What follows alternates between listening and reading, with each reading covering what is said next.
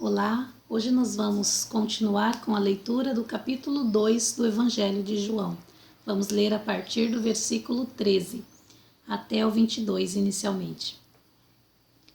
Estando próxima a Páscoa dos judeus, subiu Jesus para Jerusalém e encontrou no templo os que vendiam bois, ovelhas e pombas e também os cambistas assentados. Tendo feito um azorrague de cordas, expulsou todos do templo, bem como as ovelhas e os bois. Derramou pelo chão o dinheiro dos cambistas, virou as mesas e disse aos que vendiam as pombas: Tirai daqui estas coisas, não façais da casa de meu pai casa de negócio. Lembraram-se os seus discípulos de que está escrito: O zelo da tua casa me consumirá. E perguntaram-lhe, pois, os judeus: Que sinal nos mostras para fazeres essas coisas? Jesus lhes respondeu: Destrói este santuário em 3 dias. Destrói este santuário e em 3 dias o reconstruirei. Replicaram os judeus: Em 46 anos foi edificado este santuário, e tu em 3 dias o levantarás? Ele, porém, se referia ao santuário do seu corpo.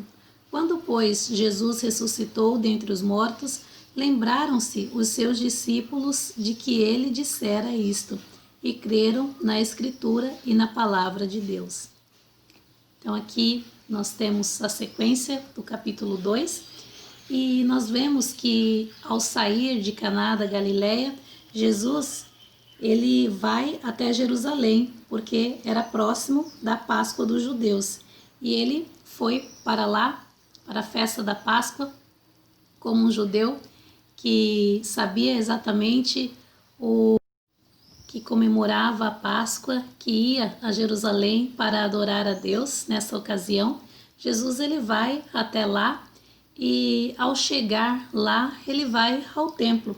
No entanto, quando ele chega, ele vê que há muitas coisas ali que não convêm, que não agradam ao Pai, que não concerne as coisas de Deus. Então Jesus se encontra ali mais uma casa de comércio do que um local de adoração.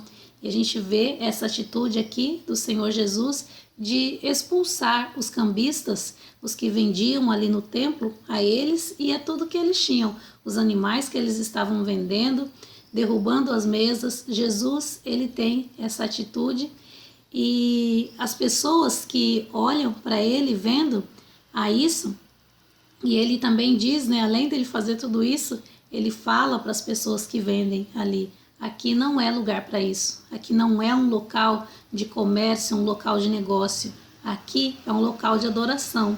Não façam da casa do meu pai casa de negócio, não venham negociar e vender aqui. Então o Senhor Jesus, ele tenta colocar as coisas no seu devido lugar.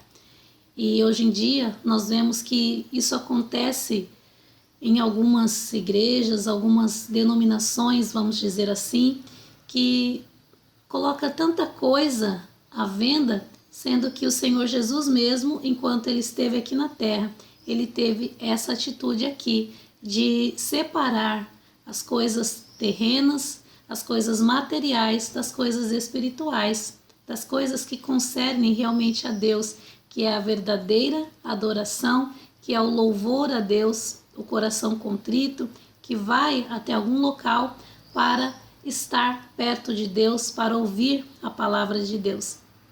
Então Jesus ele tem essa atitude aqui, e as pessoas que estão perto dele, especialmente, fala aqui os judeus, eles perguntam: que sinal você pode nos fazer para mostrar que realmente você pode fazer isso?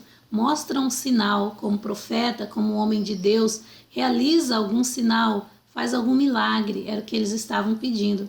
Mas o Senhor Jesus, ele responde, ele fala de algo que ainda estava pela frente, fala em enigmas, porque os judeus não entenderam, e nem mesmo os seus discípulos naquele momento, eles só entenderam depois, quando tudo se cumpriu. Jesus, ele não fala de sinal que ele vai dar ali naquela hora, um milagre que ele vai fazer, mas ele fala: destrói esse templo, esse local aqui, essa construção. Eles pensaram, né, que Jesus estava falando daquele templo, daquela construção. Destrói esse templo e eu em 3 dias o reconstruirei. E aí os judeus falam: mas como? Essa casa aqui, essa edificação demorou tanto tempo, 46 anos Salomão demorou para construí-la, e tu em 3 dias pensas que vai fazer uma coisa assim? Então eles não dão muito crédito àquilo que Jesus está falando, porque eles não podiam compreender. Os olhos espirituais deles estavam fechados, cerrados para o que Jesus estava falando. Jesus, ele referia ao seu próprio corpo, que seria destruído, que seria entregue à morte, mas que depois de 3 dias ele ressuscitaria, como o Filho de Deus, que tem poder e autoridade sobre a morte. Jesus, ele estava falando do que ia acontecer alguns anos ali na frente, 2 ou 3 anos para frente. Uma vez que nós estamos falando que isso aqui aconteceu no início do ministério dele. E aqui nós vemos que os judeus, eles não entenderam que Jesus falava do seu próprio corpo, e também os discípulos não, porque foi só depois que o Senhor Jesus, ele ressuscitou dos mortos, é que os seus discípulos se lembraram desse ocorrido, dessa palavra que Jesus havia dito. Isso nós podemos ver no versículo 22, que foi o último versículo que nós lemos. E aqui a gente vê a questão de que conosco é assim também. Muitas vezes ouvimos uma palavra e não compreendemos o que aquela palavra quer dizer espiritualmente, o significado, o peso que ela tem, qual o ensino que ela nos traz. Não entendemos no exato momento em que ouvimos, mas algum tempo à frente, já tendo acontecido algumas coisas, a gente começa a lembrar: aquela palavra que eu ouvi, ela tinha algo a ver com isso aqui. E aí aquilo faz sentido para o nosso proveito e crescimento espiritual. Então isso aconteceu com os discípulos, acontece até ao dia de hoje, que nós muitas vezes não compreendemos imediatamente o que o Senhor quer falar ao nosso coração, aquilo que a palavra de Deus está nos ensinando. E o Senhor Jesus, ele continua aqui no texto, temos mais alguns versículos, 3 versículos, vamos ler do 23 até o 25. Estando ele em Jerusalém durante a festa da Páscoa, muitos, vendo os sinais que ele fazia, creram no seu nome, mas o próprio Jesus não se confiava a eles, porque os conhecia a todos. E não precisava de que alguém lhe desse testemunho a respeito do homem, porque ele mesmo sabia o que era a natureza humana.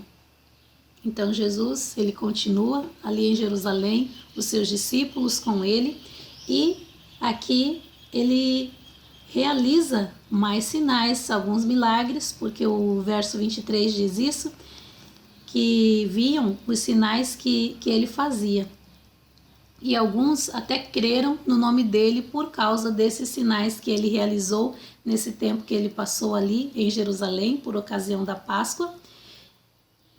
Mas aqui diz o texto que o próprio Senhor Jesus, ele não se confiava a essas pessoas, porque ele conhecia a todos, ele conhecia a natureza humana daquelas pessoas que estavam crendo no nome dele e até talvez seguindo de alguma forma, dizendo que estava acreditando nele como profeta. E o Senhor Jesus, ele não precisava de que alguém desse testemunho a respeito do homem, porque ele mesmo sabia o que era a natureza humana. Ele sabia que muitos estavam ali impressionados com os sinais que ele fazia, mas o coração deles não era reto para com o Senhor Jesus. E até mesmo eles estavam ali por causa desses sinais, por causa de algum benefício que eles recebiam. A gente vê isso, por exemplo, no caso da multiplicação dos pães, que logo depois de uma das multiplicações de pães que o Senhor Jesus realizou, o povo queria colocar ele como rei. e eles estavam ali por causa do pão, porque eles tinham comido de graça. E nós podemos imaginar também que pessoas que tinham enfermidades e eram curadas, elas estavam ali somente por causa disso, por causa dos benefícios que elas poderiam ter. Então, nós vemos aqui que há um perigo, há um risco da gente procurar a Deus, ao Senhor Jesus, visando tão somente coisas materiais. E esse não é um ensino que o Novo Testamento deixa para nós. A igreja, ela não procura interesses financeiros, materiais, não deve ser, porque não há base bíblica para isso. Andar segundo os próprios interesses não combina com a palavra de Deus. Nós vemos isso no contexto que nós lemos antes, falando do templo e dos cambistas, das vendas que eles faziam ali. O Senhor Jesus não aprovou fazer da casa de Deus casa de negócios, e aqui nós vemos que o Senhor Jesus não se confiava a todas aquelas pessoas que estavam dizendo que acreditavam no nome dele, porque ele conhecia bem a natureza humana, ele conhece e sabe quais são as verdadeiras intenções do coração humano. Então, que nós possamos pensar nisso, meditar e ver quais são as intenções do nosso coração que tem nos levado, que tem nos motivado a estar na presença de Deus, a estar em alguma igreja local, reunindo, congregando, que possamos ter o nosso coração voltado para aquilo que é especial, para aquilo que é celestial e divino, que é o próprio Senhor Jesus.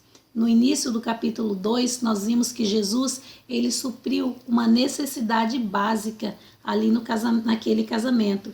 Ele trouxe alegria, ele resolveu o problema. E Jesus, ele é aquele que pode resolver todos os nossos problemas emocionais, espirituais, físicos. Sim, é verdade. E o Senhor Jesus, em especial, ele quer nos ligar a Deus. É essa a tarefa dele. Foi esse o legado dele. Foi isso que ele veio fazer aqui na terra. Ele veio nos preparar, fazer um caminho que o homem possa ter acesso a Deus e andar em espírito e em verdade, como diz a palavra dele.